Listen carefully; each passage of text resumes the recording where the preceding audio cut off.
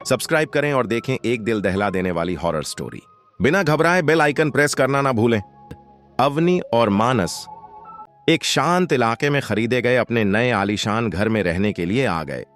Wow मानस, कितना बढ़िया घर खरीदा है तुमने। अवनी की बातों और उसकी खुशी से साफ लग रहा था कि उसे यह नया घर बेहद पसंद आ गया है। अगले दिन मानस अपने दफ्तर चला गया।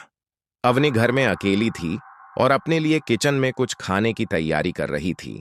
तभी अचानक मुख्य दरवाजे की घंटी डोरबेल बजी। हाँ, 1 मिनट, आती हूं। अवनी ने अंदर से आवाज दी और हाथ पहुंचते हुए लिविंग रूम से होकर दरवाजे की तरफ बढ़ने लगी। तभी एक बार फिर डोरबेल बजी। अवनी ने जैसे ही दरवाजा खोला तो सामने का नजारा देखकर हैरान रह गई। बाहर कोई भी नहीं था। चारों तरफ सुनहरी धूप फैली हुई थी। उनका यह नया घर शहर की मुख्य आबादी से काफी दूर था, जिसकी वजह से इस सड़क पर लोगों का आना जाना ना के बराबर था।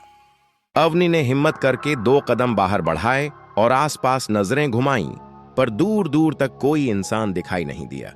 वह जैसे ही अजीब सी उलझन में घर के अंदर वापस आई तो पूरे घर में काला धुआं भरा हुआ था। हे भगवान, मेरी सब्जी जल गई। खांसते हुए वह तेजी से किचन के अंदर गई और झट से गैस स्टोव बंद कर दिया। सब्जी पूरी तरह जलकर राख हो चुकी थी। अब अवनी का मूड पूरी तरह खराब हो गया और दोबारा कुछ भी पकाने की उसकी इच्छा नहीं रही। उसने तुरंत सोफे पर जाकर अपना मोबाइल उठाया और मानस को फोन मिलाया। हेलो मानस, मुझे बहुत तेज भूख लगी है। आते समय कुछ खाने के लिए पैक करवा लाओगे? मानस ने दफ्तर के शोर के बीच से कहा। अवनी, आज ऑफिस में बहुत ज्यादा काम है, मेरा निकलना मुश्किल है। अवनी ने गुस्से में कहा, मैं कुछ नहीं जानती, मुझे बहुत भूख लगी है। और उसने झटके से फोन काट दिया। वह झुंझलाकर सोफे पर लेट गई और ध्यान भटकाने के लिए टीवी देखने लगी। तभी अचानक उसे अपने ठीक पीछे बनी सीढ़ियों पर किसी के भारी कदमों से चढ़ने की आहट सुनाई दी। उसने चौंक कर मुड़कर देखा, पर सीढ़ियों पर कोई नहीं था। उसने इसे अपना वहम समझा और दोबारा टीवी देखने लगी। तभी एक बार फिर डोरबेल बजी। अवनी ने सोचा कि शायद मानस आ गया होगा। वह खुशी खुशी उठी और उसने जैसे ही दरवाजा खोला, बाहर एक फूड डिलीवरी बॉय हाथ में पार्सल लिए खड़ा था। अवनी ने सोचा कि शायद मानस ने दफ्तर से ही उसके लिए ऑनलाइन खाना ऑर्डर कर दिया है। वह पार्सल का थैला लेकर अंदर आई और जैसे ही डाइनिंग टेबल पर रखकर उसका मुंह खोला, उस थैली के अंदर से अनगिनत काले और चिपचिपे कीड़े बाहर निकलने लगे। तभी लगातार डोरबेल बजने की तेज आवाज से अवनी की आंख खुल गई। वह अभी भी सोफे पर लेटी हुई थी। ओ, कितना डरावना और भयानक सपना था। हाँफते हुए उसने अपने माथे का पसीना पोंछा। बाहर लगातार बेल बज रही थी, इसलिए वह दरवाजा खोलने गई। लेकिन जैसे ही उसने दरवाजा खोला, बाहर फिर से कोई नहीं था। यह क्या हो रहा है मेरे साथ? वह अपना सिर पकड़कर अंदर आई और जैसे ही कुंडी चढ़ाने के लिए मुड़ी, दरवाजे के ठीक पीछे खड़े एक लड़के को देखकर उसका दिल दहल गया। अवनी ने कांपते हुए पूछा, यह डोरबेल तुम ही बजा रहे थे ना? लड़के ने विनम्रता से कहा, जी नहीं मैडम, मैं तो अभी अभी आया हूं। आपके सर ने ऑफिस से यह खाने का पार्सल भेजा है। उस लड़के ने जैसे ही पार्सल की थैली आगे बढ़ाई, अवनी की धड़कनें मानो रुक गईं। यह बिल्कुल वही थैली थी जो उसने अभी अभी अपने खौफनाक सपने में देखी थी। अवनी ने चिल्लाकर कहा, मुझे यह नहीं चाहिए, इसे वापस ले जाओ। डिलीवरी बॉय ने अचरज से कहा, अरे पर मैडम, सर ने इसके पैसे ऑनलाइन दे दिए हैं, यह रिफंड नहीं होगा। अवनी ने डर के मारे कहा, कोई बात नहीं, पैसे और खाना दोनों तुम रख लो। और उसने झटके से दरवाजा बंद कर दिया। रात हो चुकी थी। मानस बेड पर लेटा अपने लैपटॉप में दफ्तर का कुछ काम निपटा रहा था। उसने पास बैठी अवनी की तरफ देखा, जो शून्य में आंखें गड़ाए गहरी सोच में डूबी थी। अवनी, क्या सोच रही हो? मानस ने पूछा। अवनी ने हड़बड़ाकर कहा, कुछ नहीं। मानस ने मुस्कुराते हुए, यार सोचना बंद करो, वैसे भी तुम्हारी तबीयत इन दिनों ठीक नहीं रहती, ज्यादा सोचोगी तो सिर में दर्द होने लगेगा। अवनी ने गंभीर होकर कहा, मानस, अगर मैं तुम्हें कुछ बताऊं तो क्या तुम यकीन करोगे? मानस ने लैपटॉप साइड में रखते हुए कहा, अरे बताओ तो सही, यकीन करना ना करना बाद की बात है। अवनी ने फुसफुसाते हुए कहा। इस घर में कुछ अजीब है। कोई बार बार दरवाजे पर आकर डोरबेल बजाता है पर बाहर कोई नहीं होता। मानस ने हंसते हुए कहा। अरे, पड़ोस के बच्चे शरारत कर रहे होंगे। अवनी ने टोका। मानस, हमारे आस पड़ोस में दूर दूर तक कोई इंसानी बस्ती नहीं है। मानस ने बात टालते हुए कहा। अरे तो कोई राहगीर होगा, आने जाने वालों को हम कैसे रोक सकते हैं। अच्छा यह बताओ, आज तुमने खाना क्यों नहीं बनाया? वैसे दोपहर को क्या मंगाया था, वेज या नॉन वेज? मानस की यह बात सुनते ही अवनी के पैरों तले जमीन खिसक गई। उसका पूरा शरीर खौफ से ठंडा पड़ गया। वह परेशान होकर मन ही मन सोचने लगी। अगर दोपहर को वह पार्सल मानस ने नहीं भेजा था तो वह डिलीवरी बॉय यहां किसका भेजा हुआ खाना लेकर आया था?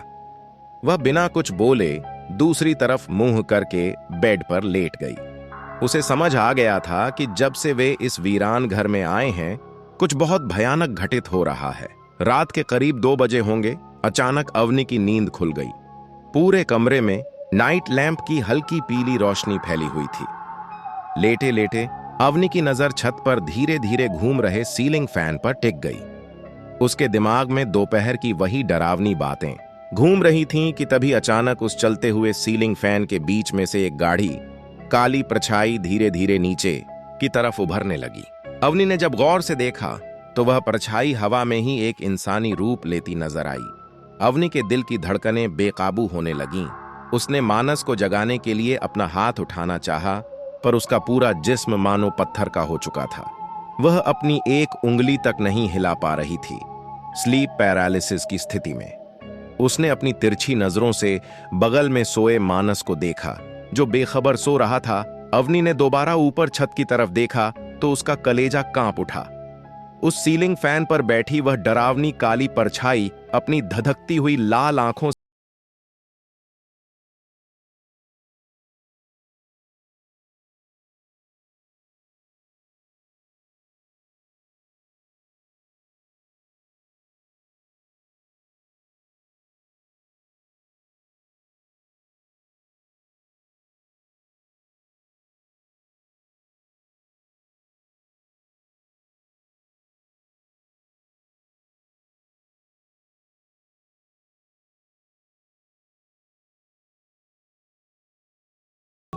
वह काली परछाई मानस की जगह उसकी बगल में लेटी हुई थी और उसका चेहरा अवनी के बिल्कुल करीब था। अरे क्या हुआ? उठो यार, मुझे ऑफिस के लिए देर हो रही है। मानस पूरी तरह तैयार होकर अवनी को नींद से जगा रहा था। अवनी ने झटके से उठकर घड़ी की तरफ देखा तो सुबह के 8 बज रहे थे। वह फिर से एक भयानक सपना देख रही थी। मानस ने चाय का कप अवनी के हाथ में थमाते हुए कहा, ये लो, चाय पी लो। कप पकड़ते हुए अवनी हिचकिचाती आवाज में बोली, मानस, मुझे इस घर में बिल्कुल ठीक नहीं लग रहा है। जब से इस घर में कदम रखा है कुछ न कुछ अजीब साए होने का एहसास हो रहा है। मानस ने संजीदगी से कहा, अजीब हो रहा है मतलब? तुम क्या कहना चाहती हो? अवनी उसे साफ साफ बताने से कतरा रही थी, क्योंकि वह जानती थी कि मानस इन पारलौकिक बातों पर बिल्कुल यकीन नहीं करता था। लेकिन जो कुछ भी उसके साथ हो रहा था वह सामान्य नहीं था। कोई अदृश्य बुरी शक्ति उसे अपनी मौजूदगी का एहसास करा रही थी। अवनी के उतरे हुए चेहरे को देखकर मानस ने प्यार से कहा, चलो आज मैं ऑफिस जाना कैंसिल करता हूं। हम पहले किसी अच्छे डॉक्टर के पास चलते हैं। तुम्हारी तबीयत ठीक नहीं रहेगी तो मेरा काम में मन कैसे लगेगा? डॉक्टर ने अवनी का गहन चेकअप किया और कुछ दवाइयां लिखते हुए मानस से केबिन में कहा, देखिए मानस जी, अवनी को इस वक्त दवाइयों से ज्यादा मानसिक आराम की जरूरत है। शायद पीहू की अचानक हुई मौत का सदमा अवनी के दिमाग से अब तक गया नहीं है। ये दवाइयां दे दीजिए और इनका खास ख्याल रखिए। मानस ने डॉक्टर का शुक्रिया अदा किया और दोनों केबिन से बाहर आ गए। वापसी में दोनों कार से घर के लिए निकले। मानस गाड़ी चला रहा था और बगल की सीट पर अवनी आंखें बंद करके आराम कर रही थी। गाड़ी चलाते समय मानस के दिमाग में पुरानी बातें एक फिल्म की तरह तैरने लगीं। उसकी 7 साल की मासूम बेटी पीहू की बालकनी से नीचे गिरने के कारण मौके पर ही मौत हो गई थी। लोगों की भारी भीड़, अवनी का जोर जोर से रोना बिलखना, चीखना चिल्लाना और फिर अचानक बेहोश हो जाना, वह सारा मंजर मानस की आंखों के सामने ताजा हो गया। वह इस पुराने दर्द को भूलना चाहता था, पर आज डॉक्टर की बातों ने उन जख्मों को फिर से हरा कर दिया था। रात हो चुकी थी। अवनी डॉक्टर की दी हुई दवाइयां खाकर बेडरूम में बेड पर लेट गई। मानस दिन में छुट्टी लेने के कारण लैपटॉप पर दफ्तर का बचा हुआ काम निपटा रहा था। अवनी बेड पर लेटी जरूर थी, पर उन अजीबोगरीब घटनाओं के खौफ ने उसकी आंखों से नींद गायब कर दी थी। वह आंखें बंद करके सोने का नाटक कर रही थी। तभी मानस की आवाज उसके कानों में पड़ी। अवनी, इस जार में पानी खत्म हो गया है। खैर, तुम आराम करो, मैं खुद ही किचन से पानी लेकर आता हूं। मानस पानी का जार लेकर बेडरूम से बाहर चला गया। अवनी कमरे में अकेली, आंखें बंद किए लेटी थी कि तभी उसे बंद कमरे के भीतर किसी के दबे कदमों की आहट महसूस हुई। उसने चौंक कर दरवाजे की तरफ देखा। बेडरूम का दरवाजा अंदर से बंद था, पर अगले ही पल उसे लगा कि वह भारी दरवाजा बिना किसी आवाज के धीरे धीरे अपने आप खुल रहा है। आधे खुले दरवाजे के बाहर के अंधेरे में अवनी की नजर गई तो वहां कोई खड़ा था जो लगातार बिना पलक झपकाए अवनी को घूरे जा रही था। अवनी की सांसें अटक गईं। उसने जब डर से कांपते हुए अपनी निगाहें उस साए पर गड़ाईं तो वह वही खौफनाक काली परछाई थी जो दरवाजे के ठीक बाहर खड़ी थी। इस बार अवनी ने डरने के बजाय हिम्मत जुटाई। वह चुपके से बेड से उतरी और दबे पांव दरवाजे के पास पहुंची। उसने जैसे ही झटके से दरवाजा बंद करना चाहा, बाहर खड़ी उस अदृश्य परछाई ने पूरी ताकत से दरवाजे को अंदर की तरफ ढकेलना शुरू कर दिया। वह काली परछाई अंदर आने के लिए जोर लगा रही थी और अवनी अपनी पूरी जान लगाकर दरवाजे को बाहर ही रोकने की कोशिश कर रही थी।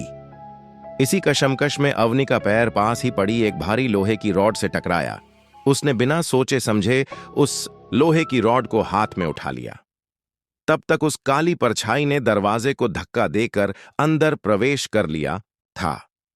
अवनी ने खौफ और गुस्से में आकर अपनी पूरी ताकत से उस परछाई के सिर पर रॉड से तगड़ा वार किया। वह लगातार वार करती रही। तभी अचानक एक तेज चीख गूंजी और अवनी के हाथ से रॉड छूटकर जमीन पर गिर गई। साथ ही पानी का जार भी फर्श पर गिरकर चकनाचूर हो गया। अवनी के सामने जमीन पर कोई परछाई नहीं, बल्कि कबीर खून से लथपथ पड़ा था। अवनी ने भ्रम हालुसिनेशन में आकर कबीर के सिर पर लोहे की रॉड से जानलेवा हमला कर दिया था। कबीर तड़प रहा था और अवनी अपनी उन्हीं लाल खौफनाक आंखों से नीचे पड़े कबीर को घूर रही थी। मरते हुए कबीर की आंखों के सामने अतीत में घटी वह असली काली रात तैर गई। उस रात कबीर दफ्तर से देर से घर लौटा था और जैसे ही उसने घर का दरवाजा खोला था, उसे अवनी की कड़कती आवाज सुनाई दी थी। तेरी असली मां मर चुकी है। मैं तुम्हारी मां नहीं हूं, और भूख लगी है तो अपनी मरी हुई मां से खाना मांग ले। काश उसके साथ तू भी मर जाती।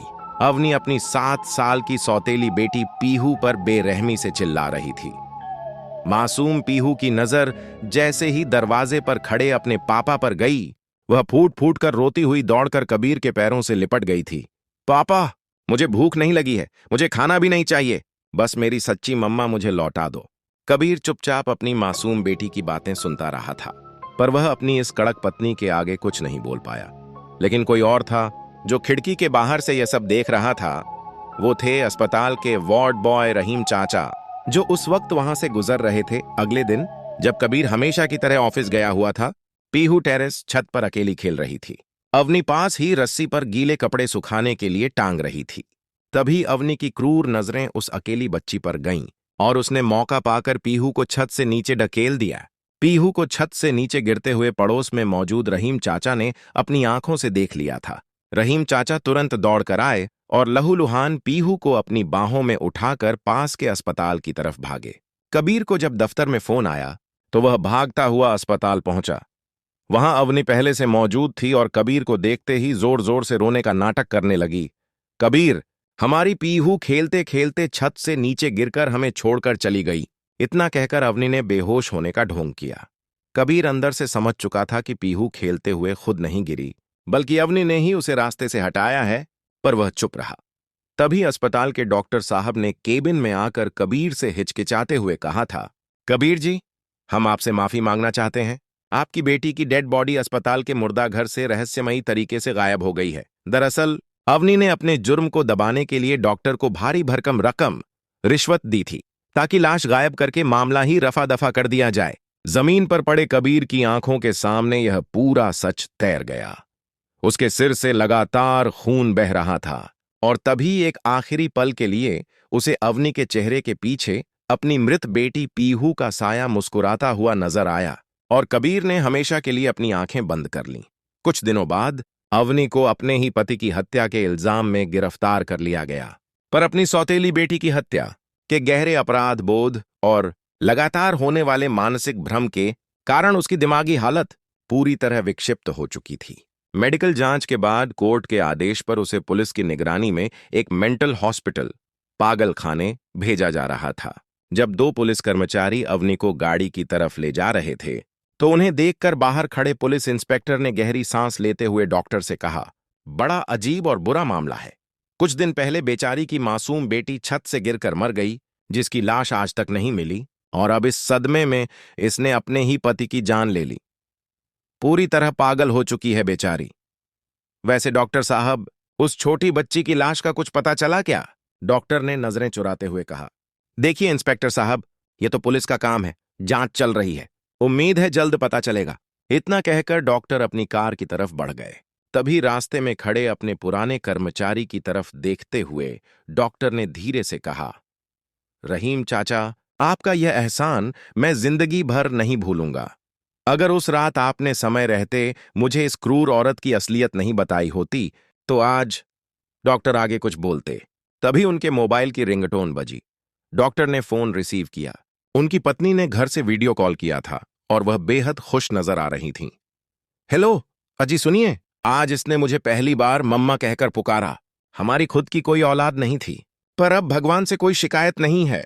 कहते हुए पत्नी ने मोबाइल का कैमरा घर के डाइनिंग टेबल की तरफ घुमाया। वहां कबीर की 7 साल की बेटी पीहू बिल्कुल जिंदा और सुरक्षित बैठी मुस्कुराते हुए खाना खा रही थी। दरअसल उस दिन छत से गिरने के बाद पीहू की मौत नहीं हुई थी, वह सिर्फ गंभीर रूप से जख्मी थी। रहीम चाचा ने जब अवनी की क्रूरता देखी तो उन्होंने डॉक्टर साहब के साथ मिलकर पीहू को अवनी जैसे संवेदनहीन माता पिता से बचाने के लिए उसकी मौत का झूठा नाटक रचा था और अस्पताल से उसकी लाश गायब होने की अफवाह फैलाकर उसे हमेशा के लिए एक सुरक्षित और प्यार देने वाले परिवार को सौंप दिया था।